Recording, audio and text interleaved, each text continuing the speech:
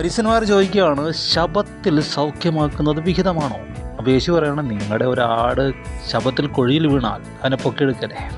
ശരിക്കും അതും ഒരാളെ സൗഖ്യമാക്കുന്ന ഒരുപോലെ ആണോ? ശബത്ത് കഴിഞ്ഞിട്ട് സൗഖ്യമാക്കാൻ പാടില്ലേ? പിറ്റേ ദിവസം ചെയ്തുകൂടെ? ശബത്തിൻ്റെ തലേ ദിവസം ചെയ്യാമായിരുന്നില്ലേ? കുഴി വീഴുക എന്ന് പറഞ്ഞാൽ അത് യാദൃച്ഛികം സംഭവിക്കുന്നതല്ലേ. അവിടെയാണ് നമ്മൾ തിരിച്ചറിയേണ്ടത്.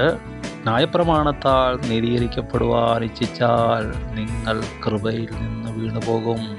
കണ്ടോ, ന്യായപ്രമാണത്തിൽ നിന്ന് സ്വാതന്ത്ര്യം പ്രാപിക്കണം, അല്ലെങ്കിൽ കൃപയിൽ നിന്ന് പുറത്താകും. അതുകൊണ്ടാണ് യേശു മസ്റ്റായിട്ട് അപ്പോൾ തന്നെ സൗഖ്യമാക്കി. അവരൊക്കെ എതിരായിരുന്നു, പക്ഷേ യേശു സൗഖ്യമാക്കി. നമ്മളും യേശു ക്രിസ്തുവിൻ്റെ രക്തത്താൽ നീതീകരിക്കപ്പെടുന്നു. നമ്മൾ നീതിമാന്മാരാണ് യേശുവിൻ്റെ രക്തത്താൽ. അവൻ്റെ നാമത്തിൽ വിശ്വസിക്കുന്ന നമുക്ക് നീതിയുണ്ട്. ഹല്ലേലൂയ. ദൈവം നീതീകരിച്ചവരെ ആര് കുറ്റം വിധിക്കും?